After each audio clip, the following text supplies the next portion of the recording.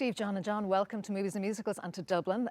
John, you just can't stay away. You were here just before Christmas, so welcome back. I know. I'm desperately trying to become a citizen of Ireland, so I'm hoping to come back many, many, many more times. How wonderful to be on the Olympia stage where Laurel and Hardy performed. How does that feel for you? It feels pretty amazing, I have to say. For all of us sitting here in the very spot where the great men themselves walked is it's pretty great. It is, special. And John, to stay with the Ireland end of things just for now, the story you're telling here is very much the grim part, I suppose, of the UK tour when they were playing to small houses and staying in guest houses.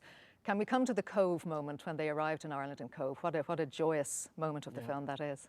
Yeah, it's a beautiful moment, and we try to be as true to that as possible, even down to the point where if you listen really carefully, you can hear the church bells in the background playing out the Dance of the Cuckoos, which was their theme tune. And that's actually what happened when they arrived in Cóbh. The bells started ringing out, and Hardy was in tears at that point, you know. So we've tried to be as true as possible to that. You obviously, you know, when you're doing a movie, there's license you have to take, but we've tried to be as true. But it's our editor actually was Irish, Una, and she cut that sequence brilliantly, you know. It did start out grim. You know, they were in failing health, and they were having small houses, and there was miserable weather and not great food in post-war England. But by the end, the way the audiences responded to these guys at a very, you know, vulnerable moment in their lives, at the end where they felt not so appreciated, Ireland gave them a beautiful love letter. The way they were embraced here, it was really special, and the fact that they ended up here is kind of amazing, you know? Yeah, you no, know, it the is. Irish really understand artists. And here we are, our final appearance for this film. This is the last time we'll be promoting this film. It's open now. Here you are on the stage. And here we are, finishing up where the boys finished up it's as well. Yeah. But Steve, staying with the theatrical end of things, actors always say to me, or often say to me, particularly if you do stage or stand-up, when you do film, you miss not having the energy from the audience or the feedback. But actually here, you guys got to perform in front of an audience quite a bit. Did that help? Well, it is true that when you do something in front of a camera, although you have control over the moment, you are divorced from you don't get that immediate feedback or that gratification of knowing something is right because of that affirmation. But as you say, in this film we did have that because on a few occasions we performed in front of an audience. Many occasions. Every time you see us in a theater doing one of the acts on stage, there were about 300 or 400 extras out there who, you know, they didn't know anything about the movie. They weren't given the script. No, they weren't Laurel and Hardy fans in particular. They were just extras hired for the day and dressed up in very nice 1950s clothes. But it was very inspiring to see modern audiences respond to this type of material, just like, you know, they did in the old days. You know, we were doing the double door routine. You could just see the joy on people's faces. It was really a special thing. But also, Laurel and Hardy make it look easy. They made it look easy. You guys, I have to compliment you. You make what you do look easy in terms of taking on these two characters. Even as you mentioned there, the double doors, how was that to get your heads around? Took a long time. It did take a long time. It's just, it reminded me that, you know, it's funny you say you made it look easy, and they made it look easy because the curse of doing very well-timed with military precision, good comedy, is that the easier it looks when you perform it. And John and I really had to concentrate hard to make sure those moves happened at the right time. Because when we did that, it was more or less, of course, you know, John shot it in a way where there was certain kind of, you know, edit points, but in actual fact, you know, it was performed like that in front of the audience in its entirety, where, you know, John and I had to know exactly when to step out, and we had it finessed by a chap called Toby Sedgwick, who helped advise us on, you know, get the sort of physical clowning aspect of it. But just hard work, really. Just putting the hours in and rehearsing. Exactly what it is. Yeah.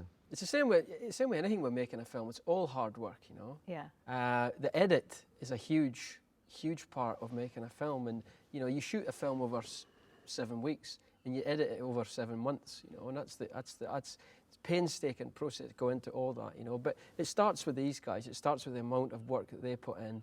And if they hadn't stepped up to the plate and worked so hard, the film wouldn't have been what it is. You know. The physical transformation we have to talk about. Steve, you got off easy really in terms of the makeup chair, because I know, John, you spent a good 4 hours there. But I want to talk to you as well, Stephen, about getting the voice. A lot of people are talking about Stan's voice that you got so well. How did you get it? When I started out in this business, I started out doing impersonations and doing TV shows where I'd be on a variety show doing stand-up comedy where I did funny voices and impersonations. So I found I was good at that. I just had a pretty good ear, and so the first thing I could do really was an approximation of Stan's voice, which was quite. It felt just familiar to me, yeah. So that part of it was easy. There was one particular line that you always used. If your accent was slipping, we would always go back to this one line, and we would, you know. Well, because there's a thing where I heard someone do an impersonation. Sometimes it's easy when you hear someone else do an impersonation, then you get the key to it. And I heard this guy saying, Stan Ollie said when someone phoned him up on the phone, he said, "Does your mother know you're calling?" And he always said that thing, and I'd use that sentence to get. And he had a strange, because he went to America, and he was obviously British, but he went to America. He has this strange transatlantic accent, which is neither British nor American entirely. And people in England think Stan was American. People in America think Oliver was English. It's crazy. In fact, the reviewer just criticized me for having an inconsistent British accent. I'm like, well. Yeah, it was inconsistent because I wasn't trying to do it.